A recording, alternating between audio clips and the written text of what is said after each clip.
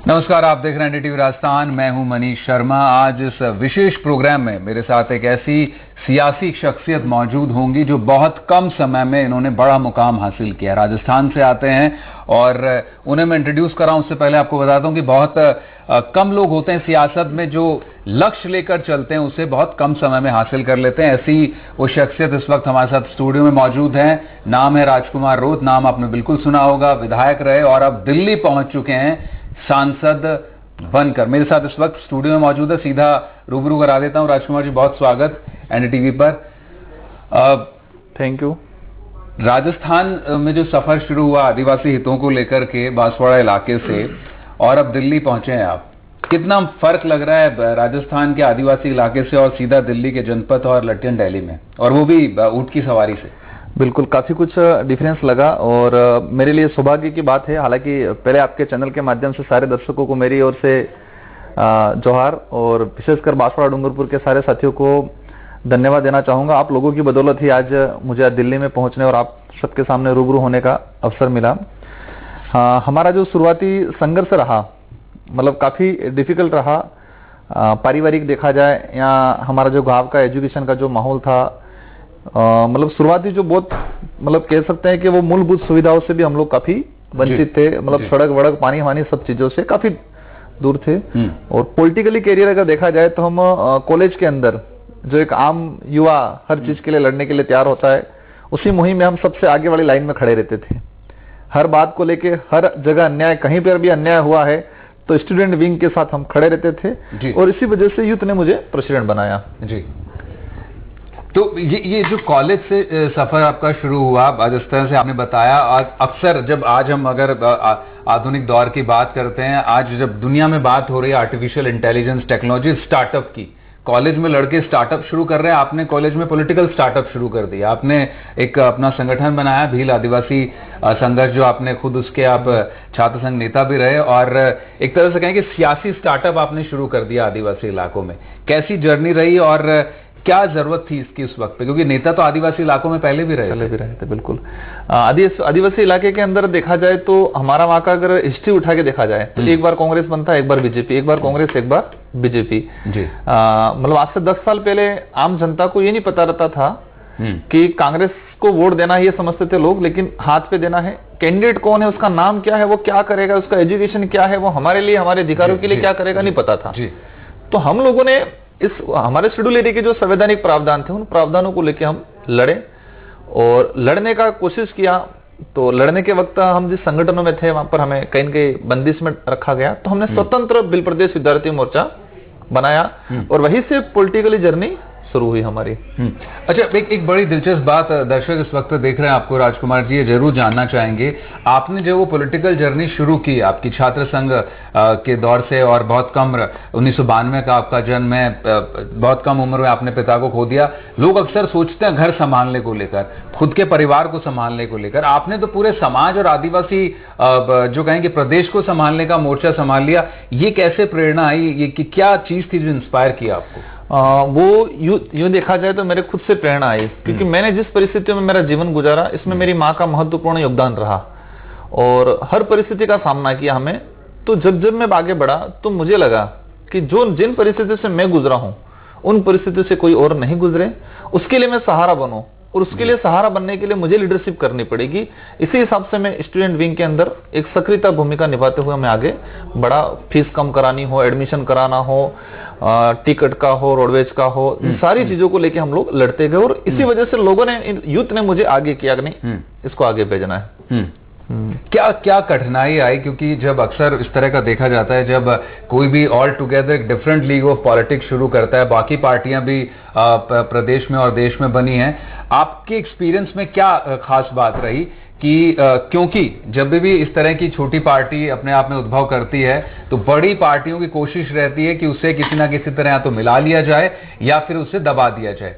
क्या इस तरह का भारत आदिवासी पार्टी के साथ में हुआ? क्योंकि भारत आदिवासी पार्टी से पहले एक और पार्टी थी आपके यहाँ पर मौजूद थी, प्रदेश में भी उसकी पकड़ थी, लेकिन एक स्प्लिट हुआ और दूसरी पार्टी इस तरह से बनकर आई। क्या इस तरह की कोशिशें हुई? क्या और कठिनाई आई आपको, और क्या मौजूदा चैलेंजेज आप अभी भी महसूस करते हैं आपकी पार्टी को लेकर? बिल्कुल स्वाभाविक है, देश की हिस्ट्री भी रही है कि लोकतंत्र में कोई नई क्षेत्रीय पार्टियां बनती है तो बड़ी पार्टियां उसको कहीं न कहीं दबाने का काम करती है। वो पिक्चरें हमारे साथ भी हुई। पिछली बार मैं राजस्थान विधानसभा का सदस्य था और उस समय बीटीपी से हम लोग आते थे, जो बीटीपी गुजरात से एज ए कंट्रोल के रूप में वहां से हम लोग कनेक्टेड थे। तो उस दौरान भी राजस्थान के अंदर स्थितियां बनी तो काफी प्रेशर हुआ। कांग्रेस की सरकार थी, गहलोत जी मुख्यमंत्री थे, काफी प्रेशर किया, प्रताड़ित भी किया, कई मुकदमे भी दर्ज हुए, लेकिन हम लोग तक से मस नहीं हुए। परिस्थितियों का सामना करना पड़ा हमें। 5 साल गवर्नमेंट रही, हालांकि हमने समर्थन दिया तो 2-2.5 साल हमें सपोर्ट भी मिला, लेकिन 2.5 से 3 साल तक हमें काफी मतलब कठिनाइयों का सामना करना पड़ा। काफी प्रयास हुए कि उनको सम्मिलित किया जाए, लेकिन हम जिन मुद्दों को लेके, जो इस मूवमेंट को लेके हम लोग आ रहे थे, वो मूवमेंट और वो विचारधारा समझौते वाली विचारधारा नहीं थी। हमारी विचारधारा मजबूत थी, इसलिए हम मजबूत थे और हमने किसी प्रकार के दबाव में नहीं रहे। आज भी परिस्थितियां हो सकता है इधर उधर बनेगी, कई लोग चाहेंगे दबाव में, कोई प्यार से कहेगा, कोई डरा धमका के कहेगा हमें सम्मिलित हो जाओ, पार्टी तोड़ने की कोशिश करेंगे। लेकिन जहां तक मैं मानता हूं कि इस कम उम्र में मुझे उस पार्टी ने, उस विचारधारा ने 2 बार विधायक बनाया और सांसद बना के भेजा है, इतना अवसर दिया है। उस क्षेत्र का प्रतिनिधित्व कर रहा हूं। सारे राष्ट्रीय पार्टियों को त्याग कर, बड़े बड़े नेता थे वहां, उन सबको साइड में करके वहां की जनता ने, वहां के यूथ ने मेरे पे भरोसा किया है। तो मैं हर विपरीत परिस्थिति का सामना करने के लिए तैयार हूं, लेकिन इस विचारधारा, उस पार्टी से हम लोग कभी इधर उधर नहीं होने देंगे और न ही इस पार्टी को टूटने देंगे, न ही हमारे किसी साथी को इधर उधर जाने देंगे। अच्छा, जब आप ये बात कहते हैं राजकुमार जी की हम किसी को जाने नहीं देंगे, कोशिश की गई, गहलोत सरकार का आप जिक्र कर रहे हैं, मौजूदा एस्टेब्लिशमेंट का आप जिक्र कर रहे हैं, होता है सब छोटी पार्टियों को जब भी इस तरह से प्रभावी किसी इलाके में होती हैं तो कोशिशें जरूर होती हैं बड़ी पार्टियों की तरफ से। लोकतंत्र में स्वाभाविक भी है कि हर आदमी को अपनी हक आवाज उठाने का और अपने हकूक की बात करने का, और उसी के तहत आप भी यहां तक पहुंचे। लेकिन बड़े कंफ्यूजिंग सिग्नल्स आपकी तरफ से, आपकी पार्टी की तरफ से लोगों को कई बार मिलते रहते हैं। मसलन मैं लोकसभा चुनाव की बात कर लेता हूं, उससे पहले विधानसभा में आप एक तरह से पूरी तरह इंडिपेंडेंट थे। लोकसभा चुनाव की जब बात आई तो एक अलायंस हो गया, INDI अलायंस बना, जो राजस्थान में भी था, RLP के साथ बना, CPI के साथ में, और आपकी पार्टी भी उसमें कहीं ना कहीं शरीक हो गई। आपकी तरफ से बहुत पिक्चर आज भी क्लियर नहीं है, चुनाव भी खत्म हो गए, आप जीत भी गए हैं, कि आप उसके हिस्सा हैं या नहीं है, कांग्रेस के साथ में हैं या कांग्रेस के उस अलायंस के आप खिलाफ हैं। क्योंकि आप ही के नेता हमारे साथ मौजूद थे एक प्रोग्राम में, उनका कहना था कि कांग्रेस हमारे कंधे पर चढ़ गई है, हमारा कांग्रेस से कोई लेना देना नहीं है। देखो, वहां की परिस्थितियां अलग टाइप की बनी थी। हम लोगों ने तो पहले से डिसाइड कर लिया था कि हम स्वतंत्र चुनाव लड़ेंगे और स्वतंत्र ही तैयारी की थी, स्वतंत्र ही नॉमिनेशन किया था। लेकिन वहां पर पिक्चर अलग टाइप की बनी थी कि जो कांग्रेस से बड़े दिग्गज नेता के रूप में माने जाते थे कांग्रेस के हाईकमान के द्वारा, उस आदिवासी इलाके के अंदर डूंगरपुर, बांसवाड़ा, उदयपुर, प्रतापगढ़ में महेंद्रजीत सिंह मालवीय जी वो एक बड़े नेता के रूप में जाने जाते थे। और जैसे वो एकदम अचानक भाजपा में गए, उस दौरान पूरे क्षेत्र के अंदर अलग सा ही माहौल क्रिएट हुआ और कांग्रेस के हाईकमान जो कहे या बड़े लीडर कहे, उनके अंदर भी काफी कंफ्यूजन पैदा हुआ। तो हम जो गठबंधन को लेकर हमने प्रपोजल दिया था 5 सीटों का, हम 5 सीट चाह रहे थे। राजस्थान के अंदर 2 सीट, एक मध्य प्रदेश, एक गुजरात और एक हम दादरा नगर हवेली, मतलब 5 सीटें हम चाह रहे थे इंडिया अलायंस के तहत। लेकिन 5 सीटों पे बात नहीं जमी। इसके दौरान उन्होंने उतार लिया, हमने भी उतार लिया। लेकिन बांसवाड़ा के अंदर जो परिस्थितियां बनी, कांग्रेस ने अपना कैंडिडेट खड़ा किया, कैंडिडेट ने नॉमिनेशन किया, लेकिन वही कैंडिडेट रात को पता चला कि वो तो भाजपा का कैंडिडेट था, महेंद्रजीत मालवीय का कैंडिडेट था। तो उसी दौरान हमने भी रिक्वेस्ट किया इंडिया अलायंस के साथियों से, हमारे प्रदेश अध्यक्ष गोविंद डोटासरा, आप लोग अगर हमने जब सरकार वाला इशू बन रहा था उस समय समर्थन दिया और आपको लगता है कि महेंद्रजीत मालवीय कांग्रेस को धोखा देके गए, सबक सिखाना है, तो आप इसको छोड़ दो इंडिया अलायंस में। उस दौरान उन्होंने घोषणा की, लेकिन कांग्रेस का जो कैंडिडेट था उसने किसी प्रकार का फॉर्म विड्रॉल नहीं किया, उसने अपना काम किया। तो एक तरफ देखा जाए ये शायद पूरे देश का डिफरेंस अलायंस रहा। और हालांकि वहां पर भी कांग्रेस के अंदर 2 धड़े हो गए। एक धड़ा ने हमारे साथ दिया, उनका हम स्वागत और धन्यवाद देते हैं, और कुछ साथी एज ए भाजपा की ओर चले गए, कुछ साथी कांग्रेस का जो कैंडिडेट खड़ा था उसके साथ ही रहा। तो हमारी पिक्चर अभी जो वर्तमान में है कि इंडिया अलायंस जो बना था उस दौरान हमारी पार्टी का कहीं नाम नहीं था और अभी भी इंडिया अलायंस के अंदर हम नहीं है, लेकिन एज ए देखा जाए हम विपक्ष के रूप में भूमिका निभाएंगे। हम तो यही कहते हैं कि ना पक्ष में ना विपक्ष में, हम निष्पक्ष में खड़े रहेंगे। सरकार अच्छा काम करती है तो स्वागत करेंगे, और सरकार गलत काम करती है तो विपक्ष के साथ मजबूती से खड़े रहेंगे। ठीक है, अब मतलब आपका कहना है कि निष्पक्ष आपकी भूमिका है। अब क्या इसी निष्पक्षता की वजह से आप सीएम भजनलाल से भी मिलते हैं, आप बीजेपी के नेताओं से भी मिलते हैं? लोग कहते हैं कि भाई कांग्रेस वाले कह रहे हैं कि कांग्रेस का फायदा उठाया, आप जीत के चले गए, 2.5 लाख वोटों के अंतर से बड़ा मार्जिन था, आपने वहां बीजेपी के नेताओं को हराया और फिर बीजेपी के साथ ही पींगे बढ़ा रहे हैं। देखो, मुख्यमंत्री जो होते हैं, पीएम होते हैं, वो बनने के बाद किसी पार्टी विशेष के नहीं होते हैं। मेरा फर्ज बनता है मेरे निर्वाचन क्षेत्र की जनता के लिए मैं कुछ स्कीम ले जाऊं, और मैं एक प्रतिनिधित्व करता हूं, तो मुझे प्रधानमंत्री जी से मुलाकात करनी है, सबसे मुलाकात करनी है। तो भजनलाल जी से मेरी मुलाकात हुई। भजनलाल जी ने परसों देखे तो अशोक गहलोत जी से भी मुलाकात की थी, वो बीमार थे, तो विचारधारा से साइड में हटके उन्होंने एक पर्सनल मुलाकात की थी। तो मैं भी मेरे वहां 3 विधायक हैं, मेरे क्षेत्र की डिमांडें हैं, उनको लेके हम समय समय पे मुख्यमंत्री और यहाँ से प्रधानमंत्री जी से भी मुलाकात करेंगे। उसमें आइडियोलॉजी का कोई ऐसा इशू नहीं है। हमारी आइडियोलॉजी हमारे साथ खड़ी है, हम अलग हैं। बीजेपी की आइडियोलॉजी है, जरूरत पड़ने पर उस आइडियोलॉजी से लड़ेंगे हम। और आज पीएम है, सीएम है, तो हमारा फर्ज बनता है हमारे क्षेत्र की बात यहाँ तक रखे। अब उन पे डिपेंड करता है कि वो काम करें या नहीं करें, लेकिन कल उठा के हमें ये नहीं लगना चाहिए, हम जनता को बताएंगे भाई इस बात को हमने प्रधानमंत्री जी, मुख्यमंत्री जी तक रखा और उन्होंने काम नहीं किया, इसलिए हम मिलेंगे। आपने आइडियोलॉजी की बात की, मैं आइडियोलॉजी पर ही आ जाता हूं। आप आदिवासी और भील हितों के साथ में राजनीति करने आए हैं, लेकिन एक बड़ा विरोधाभास इस लिहाज से देखने को मिलता है राजकुमार जी, जब आपने शपथ भी ली, अभी पार्लियामेंट में भी ली, और उससे पहले भी आपने ट्वीट किया अपनी जीत के बाद, आपने कहा कि ये मेरी जीत नहीं है, भील प्रदेश और लोकतंत्र की जीत है। बार बार आप पर ये आरोप लगते हैं, काफी लोग कहते हैं कि आप तो एक अलग तरह से सेपरेट प्रदेश की मांग कर रहे हैं और भील प्रदेश चाहते हैं, जो कि अपने आप में हिंदुस्तान के लिहाज से वो उस तरह से फिट नहीं बैठता है। ये इन आरोपों को कैसे आप काउंटर करेंगे? वाकई आपकी कोई मांग है कि भील प्रदेश आप अलग चाहते हैं? क्योंकि आप बार बार इस तरह के इशारे करते रहते हैं अपने बयानों के जरिए, या फिर जो ट्वीट भी आपने किया उसको लेकर फिर से एक बार मेरी बात उठ रही है। मेरी समझ के हिसाब से जो लोग कह रहे हैं कि आरोप लगा रहे हैं, आरोप लग रहे हैं, आरोप लगाने वाले जो हैं, आरोप शब्द भी सूट नहीं होता है उनके लिए, क्योंकि मेरी डिमांड है और डिमांड गलत हो तो आरोप माना जाता है।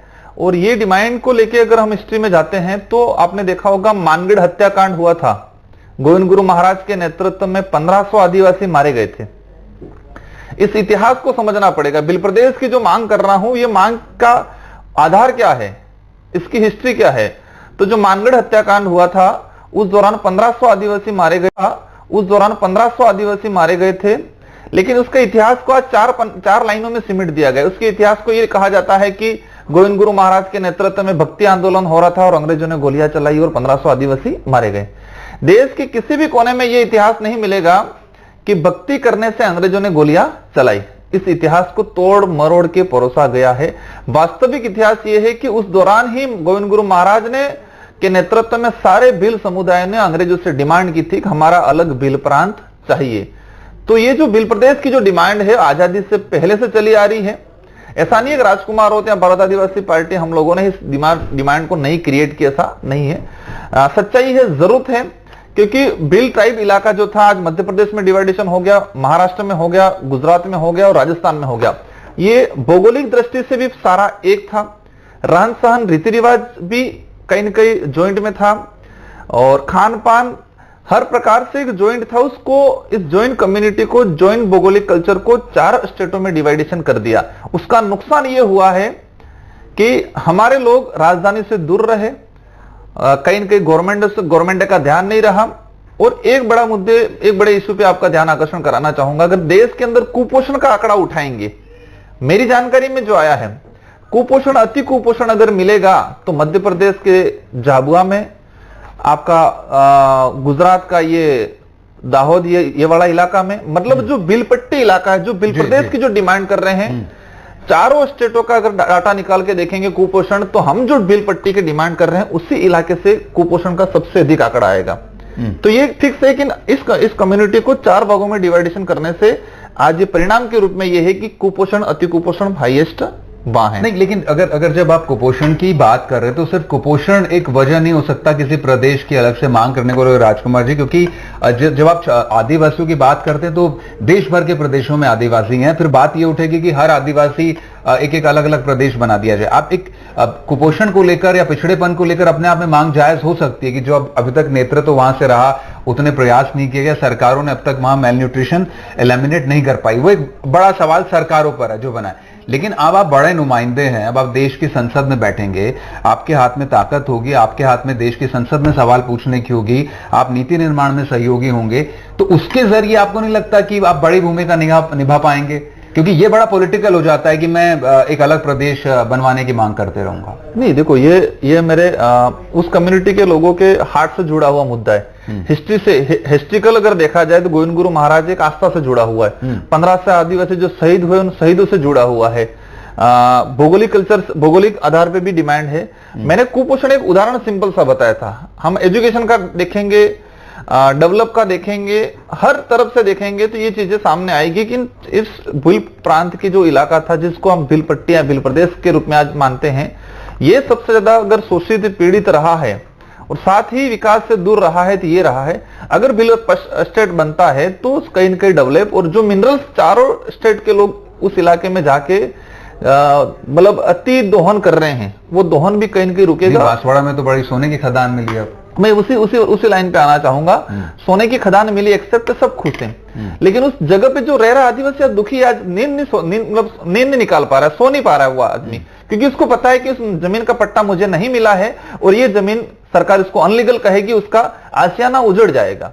ऐसे कई परिवार हैं, लगभग 15 से 16 गांव प्रभावित हो रहे हैं, और उन गांवों की अगर संख्या काउंट करेंगे हम तो 10 से 15 हजार लोग प्रभावित हो रहे हैं।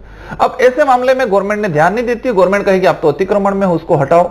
लेकिन वो आदिवासी आजादी से पहले उस जमीन पे बैठा हुआ है, जिस जमीन में सोने की खान आपको आज दिख रही है, तो उसका क्या गुनाह है? उसको लेके ध्यान नहीं दिया। इसके मतलब क्लियर है कि कहीं के गवर्नमेंट का फेलियर रहा है। तो जो इस तरह से वो जन जंगल जमीन की जो बात अक्सर आदिवासियों के हितों को लेकर रही, वो वही बात आप कमोबेश कर रहे हैं। लेकिन आप अब संसद में हैं, तो क्या माना जाए कि अब राजकुमार रुत यहाँ पर भी अलग से भील प्रदेश की मांग की संसद के पटल पर भी देखने को मिलेगी? देखो, मेरी आइडियोलॉजी से जुड़ा हुआ है और वहां के लोगों की भावना से जुड़ा हुआ है। और ऐतिहासिक पृष्ठभूमि से, मैंने वही चीज कहा, ऐतिहासिक पृष्ठभूमि से वर्तमान परिस्थिति, वर्तमान मांग के आधार पे, कल्चर के आधार पे, वहां की बोली भाषा के आधार पे एक फिजिबल बनता है ये डिमांड, तो ये डिमांड मेरी जारी रहेगी। नहीं, आपको क्यों नहीं लगता कि आदिवासी, जिस तरह से आप आज जो करीब 550 सांसदों के साथ आप संसद में बैठे हैं, लोकसभा में बैठे हैं, तो उसी इंक्लूसिविटी के साथ, उसी समावेशिता के साथ में आदिवासी भी समाज में रह सकते हैं, राजस्थान में रह सकते हैं? नहीं, देखो, रहने का कोई दिक्कत नहीं, रह रहे आज, आजादी के बाद से रह रहे हैं, बिल्कुल। लेकिन कहीं न कहीं डेवलप के मामले में हमारा इलाके को अछूत रखा गया है। एक तो आधार ये है, दूसरा, आजादी से पहले हमारे उस क्षेत्र से आने वाले जनप्रतिनिधि की कमी रही कि इस मांग को तरीके से, बाकी का शुरुआत से आजादी के बाद ही इस मामले को उठा दिया होता। एक सबसे बड़ा आधार था कि 1500 आदिवासी शहीद क्यों हुए। 1500 आदिवासी शहीद इसलिए हुए थे इस भील प्रांत को लेके, तो उसी समय ये भील प्रदेश बन जाना चाहिए था। हम ये नहीं कह रहे हमारे उस इलाके में अन्य कम्युनिटी के लोग भी रहते हैं, वो हमारे भाई हैं, आज मुझे वोट दिया कई लोगों ने मुझे, हम सबको साथ में लेके चलना चाह रहे हैं। ऐसा नहीं है कि ओनली फॉर भील ही रहेंगे, ये एक पॉलिटिकल एजेंडा विरोधी पार्टियां माहौल बनाती है। हम सभी लोगों को साथ में विश्वास में लेके ये काम करना चाहेंगे और कराएंगे आने वाले समय में। ठीक है, एक थोड़ा सा पॉलिटिकल, क्योंकि पिछले कुछ दिनों में काफी चर्चाएं रही आपकी, ना सिर्फ जीत बल्कि आपके राजस्थान में नेताओं के साथ भी लेकर। शिक्षा मंत्री जो मदन दिलावर, उन्होंने कहा कि एक वो डीएनए टेस्ट की बात आ गई है कि भाई आपने कह दिया कि जो हिंदू वाले बयान को लेकर कि वो सभी हिंदू हैं देश में जो रह रहे हैं, लेकिन अगर ऐसा नहीं है तो डीएनए टेस्ट हो जाना चाहिए। उस पर लेके ये काम करना चाहेंगे और कराएंगे आने वाले समय में। ठीक है, एक थोड़ा सा पॉलिटिकल, क्योंकि पिछले कुछ दिनों में काफी चर्चाएं रही आपकी, ना सिर्फ जीत बल्कि आपके राजस्थान में नेताओं के साथ भी लेकर। शिक्षा मंत्री जो मदन दिलावर, उन्होंने कहा कि एक वो डीएनए टेस्ट की बात आ गई है कि भाई आपने कह दिया कि जो हिंदू वाले बयान को लेकर कि वो सभी हिंदू हैं देश में जो रह रहे हैं, लेकिन अगर ऐसा नहीं है तो डीएनए टेस्ट हो जाना चाहिए। उस पर कैसे आप रिएक्ट करेंगे? क्यों ऐसी बात आई, क्यों ऐसी नौबत आई कि इस तरह की बात आपको कहनी पड़ी या फिर उनकी तरफ से बयान आया? देखो, ये मदन दिलावर जी जैसे उम्र के हिसाब से बड़े हैं, पद के हिसाब से भी शिक्षा मंत्री राजस्थान का एजुकेशन का भविष्य उनके हाथों में है, लेकिन पिछले 6 महीनों से देख रहे हैं कि वो एजुकेशन का भविष्य गर्त में जा रहा है। इशू धर्म की बात जो है, धर्म का इशू अलग है और डीएनए का इशू अलग है। डीएनए टेस्ट से किसी धर्म का आइडेंटिफाई नहीं होता, नस्ल का आइडेंटिफाई होता है कि वो कौन सी रेस है, कौन सी नस्ल से है। इशू ये, उन्होंने इस मामले को बिल्कुल गलत तरीके से और पूरे आदिवासी समुदाय पे मतलब एक गाली की तरह उन्होंने शब्द यूज किया है। और ये अवश्य मैं आज इस मंच से कहना चाहूंगा, ये भुगतना पड़ेगा। अगर वो माफी नहीं मांगते हैं या पार्टी संज्ञान में लेके अगर स्टिक होके इसमें पद से इस्तीफा नहीं लेती है, तो अवश्य आने वाले समय में ये चीजें बहुत मतलब बहुत जोरदार तरीके से, क्योंकि ये हो सकता है ये बात, ये उनके लोगों का आक्रोश मीडिया तक नहीं पहुंच रहा होगा, लेकिन पूरे देश के आदिवासियों के अंदर है कि आदिवासियों का डीएनए टेस्ट कराए, ये वर्ड उन्होंने यूज किया कि आदिवासी अगर हिंदू नहीं है तो उनका डीएनए टेस्ट कराएं। हाँ, रही बात ये कि आदिवासी हिंदू है या नहीं है, मैं किसी भी धर्म की आस्था पे ठेस नहीं पहुंचाना चाह रहा। अगर मैं ये कह रहा हूं कि मैं हिंदू नहीं हूं, इसका मतलब ये नहीं है कि मैं हिंदू धर्म का विरोध कर रहा हूं या हिंदू धर्म की आस्था पर ठेस पहुंचा रहा हूं। हकीकत यह है कि आदिवासी धर्म पूर्वी व्यवस्थाओं से है। आदिवासी किसी भी धर्म में नहीं आता है, ना हिंदू, ना ईसाई, ना जैन, ऑथेंटिक तरीके से। लेकिन भाजपा क्यों जबरदस्ती इसको इस इशू को बना रही है, मेरे समझ में नहीं है। पॉलिटिकली फायदा लेने के लिए आदिवासियों को जबरदस्ती हिंदुत्व थोपा जा रहा है। प्यार से आदिवासी कोई भी धर्म अपनाएगा, आज भी अपना रहा है। आज भी कई लोग हिंदू धर्म को फॉलो करते हैं, कई लोग ईसाई को करते हैं, कई इलाकों के अंदर हो सकता है परिस्थिति अलग होने की वजह से जैन धर्म भी अपना रखा है। लेकिन जिस तरह से इसे ठप्पा लगाया जा रहा है कि जो भाजपा का है वो हिंदू है या हिंदू है वही भाजपा का है, इस तरह से उल्टा लोग जो मान रहे थे वो भी आज मानने के लिए तैयार नहीं है। दो बड़े, अब आखिरी पड़ाव पर है, 2 सवाल मेरे और होंगे आपसे। अब राजस्थान में भी बजट आएगा और केंद्र में भी यूनियन बजट भी आएगा, दोनों जगहों पर आपकी क्या मांग होगी बांसवाड़ा को लेकर? पहला सवाल मेरा ये है।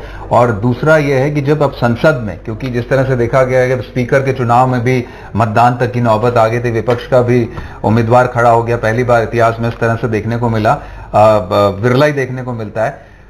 राजकुमार रोत किस दिशा में खड़े रहेंगे फिर अगर इस तरह के जब फैसले होंगे तब? देखो, अच्छे फैसले होंगे, देश हित के अंदर, देश हित में फैसले होंगे, ट्राइबल के उस क्षेत्र को लेकर अच्छा फैसला होगा तो हम साथ में खड़े रहेंगे। अभी तक हमारी जो स्थिति बनी रहेगी, हम निष्पक्ष रहेंगे। हालांकि इंडिया अलायंस के साथ कहीं के हमारा ऐसे संबंध रहा है, क्योंकि उन लोगों का कहीं के हमारे पे थोड़ा सहयोग रहा है, तो उस सहयोग की भावना के हिसाब से हम लोग साथ में हमारे इंडिया अलायंस की, क्योंकि जब अब अगर स्पीकर की बैठक की बात हुई, उससे पहले भी अहम बैठक हो, कहा गया कि राजकुमार रोत और उनकी पार्टी को तो बुलाया नहीं जाता इंडिया अलायंस में। हाँ, बिल्कुल सही बात है, क्योंकि इंडिया अलायंस की लिस्ट में हम लोग नहीं है। इंडिया अलायंस की लिस्ट में हम लोग नहीं है। इंडिया अलायंस जो बना उस दौरान हमारी पार्टी का नाम नहीं है, उस पर आगे विचार किया जाएगा। अभी हम लोग यही कहेंगे कि लाइन में ना पक्ष ना विपक्ष, हम निष्पक्ष खड़े रहेंगे। तो क्या मांगे होंगी अब, क्योंकि जो बजट वाला सवाल मेरा था उस पर भी मैं जवाब चाहूंगा आपसे।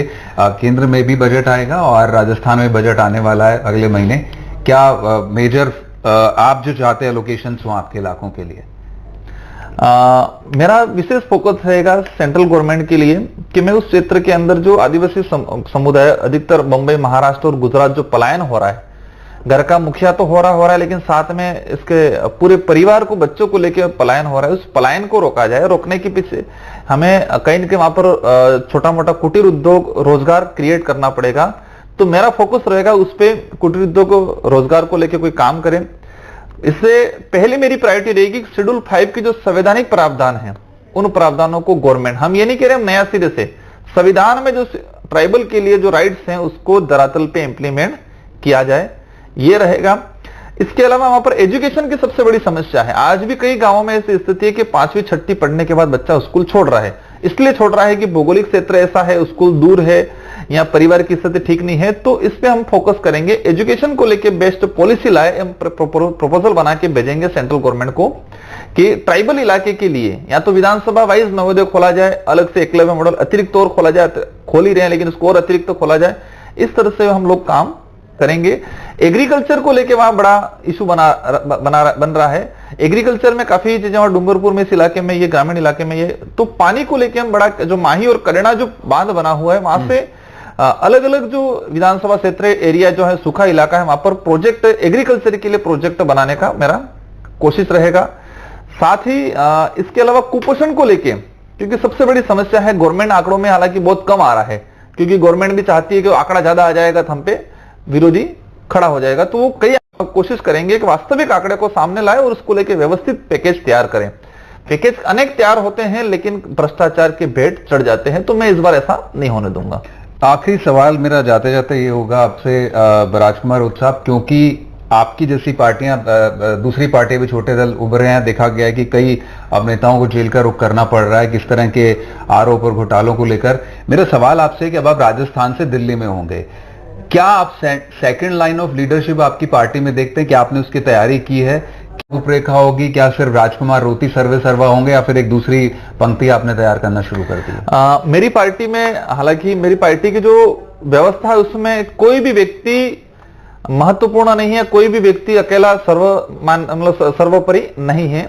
हमारी व्यवस्था है पार्टी में, पार्टी का हर कार्यकर्ता महत्वपूर्ण है।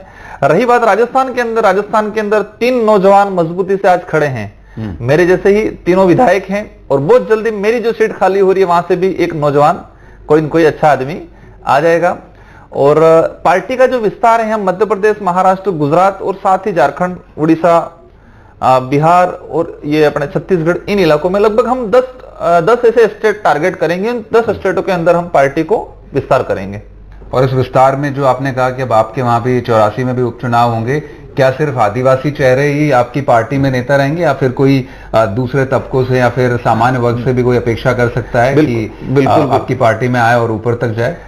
अभी भी हमारी पार्टी के अंदर मध्य प्रदेश से SC के लोग भी लड़े थे, OBC के लोग भी चुनाव लड़े थे, और हमारी पार्टी का जो बना हुआ है स्ट्रक्चर उसमें लगभग सभी कम्युनिटी के लोग पार्टी पदाधिकारी हैं।